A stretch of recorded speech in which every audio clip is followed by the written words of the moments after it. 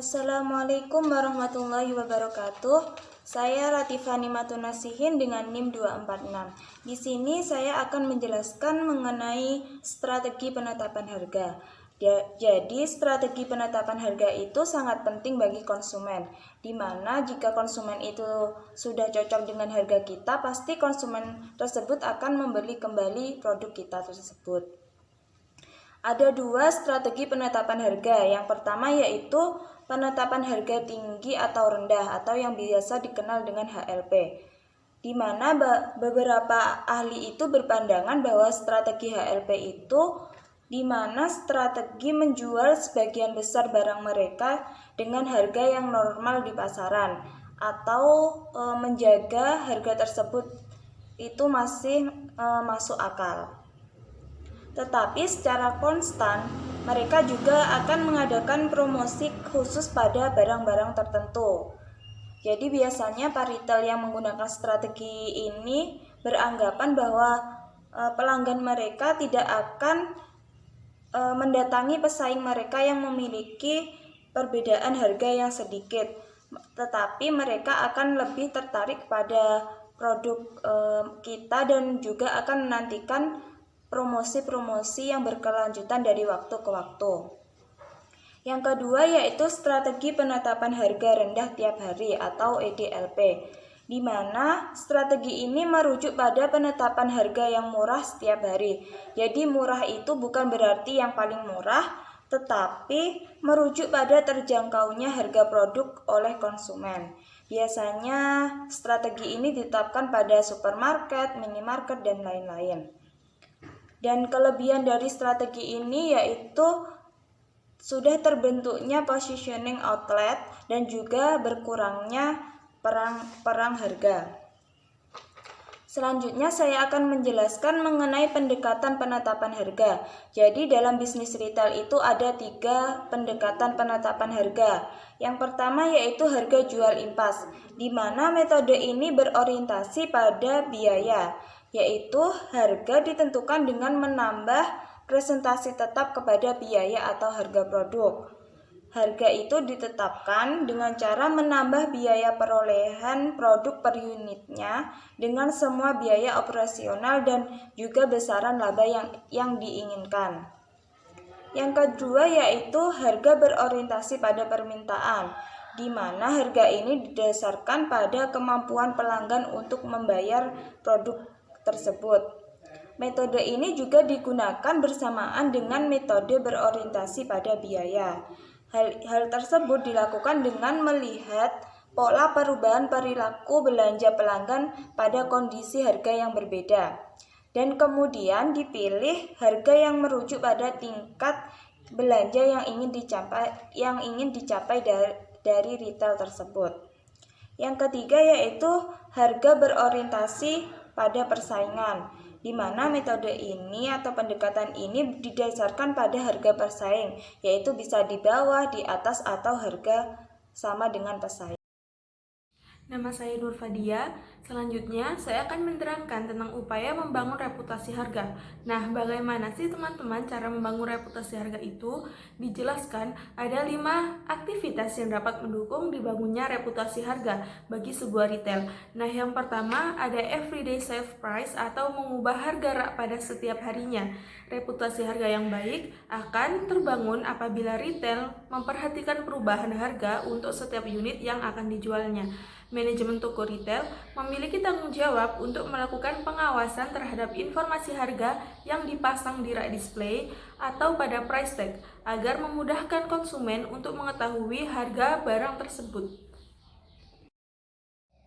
Yang kedua ada price communication atau komunikasi harga, yaitu manajemen toko retail harus memberi komunikasi pada konsumen tentang penetapan harga atas produk yang dijualnya, bisa melalui penggunaan media massa seperti televisi, radio, koran, ataupun yang lainnya. Bisa juga diinfokan pada para member dan bersosialisasi harga melalui berbagai event pemasaran.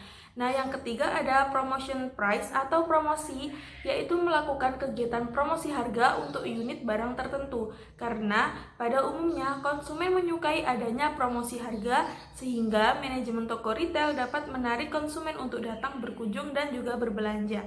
Yang keempat ada per unit price. Nah, retail harus mengomunikasikan harga per unit barang dagangannya pada pelanggan agar memudahkan para pelanggan untuk memilih barang tanpa harus berpikir panjang mengenai harga barang tersebut.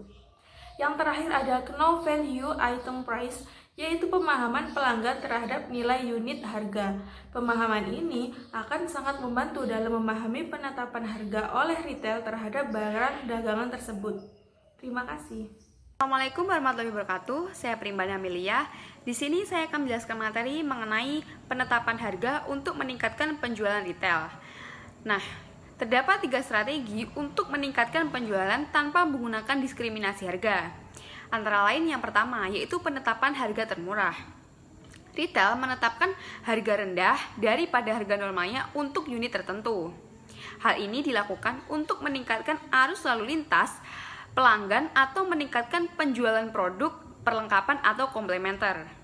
Beberapa retail bahkan menetapkan loss leader, yaitu dengan menjual unit tertentu di bawah biaya yang sebenarnya. Hal ini dilakukan oleh Carrefour di Indonesia yang menetapkan produk-produk elektronik dengan harga di bawah normal, bahkan tidak mendapatkan margin keuntungan sama sekali. Hal ini dilakukan untuk membangun citra sebagai penetap harga termurah. Yang kedua, yaitu penetapan lini harga. Retail menawarkan sejumlah poin harga terbatas yang ditentukan sebelumnya dalam suatu klarifikasi. Manfaatnya bagi pelanggan dan retail adalah untuk menyingkirkan kebingungan yang muncul dari pilihan harga yang ganda. Sedangkan bagi retail, tugas merchandising tersederhanakan sehingga memberi fleksibilitas kepada pembeli dan dapat mengarahkan pelanggan untuk trade up ke suatu model yang lebih mahal. Nah, yang terakhir yaitu penetapan harga ganjil. Praktik pemakaian suatu harga yang berakhir dalam jumlah atau bilangan ganjil, khususnya 9.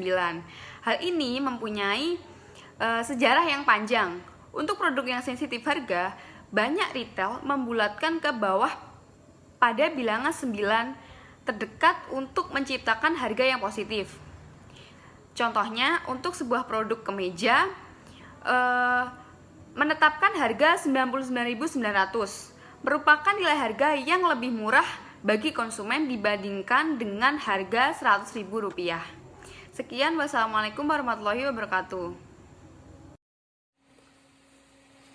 Saya Erika Septiana Dewi, NIM 239, akan melanjutkan presentasi dari teman-teman saya yang kali ini saya akan membahas tentang peranan dari penetapan harga. Terdapat 4 peranan dari penetapan harga. Yang pertama yaitu sebagai sinyal bagi pembeli. Hal ini karena harga merupakan alat komunikasi yang cepat dan langsung antara peritel dengan pembeli. Karena bagi pembeli, harga ini juga merupakan alat untuk membandingkan antara merek satu dengan merek yang lainnya. Yang kedua yaitu sebagai instrumen dari persaingan. Contohnya yaitu terdapat perbedaan harga antara toko A dengan toko B, atau terdapat perbedaan harga antara merek A dengan merek B. Dengan begitu, harga ini dapat digunakan sebagai alat serang terhadap retail lainnya. Yang ketiga yaitu sebagai alat untuk meningkatkan kinerja lapangan. Karena harga menjadi faktor untuk menentukan kinerja keuangan, maka dari itu perlu adanya pengkajian pada strategi penetapan harga dengan pengimplementasiannya terhadap kinerja keuangan, itu baik dalam jangka pendek maupun jangka panjang.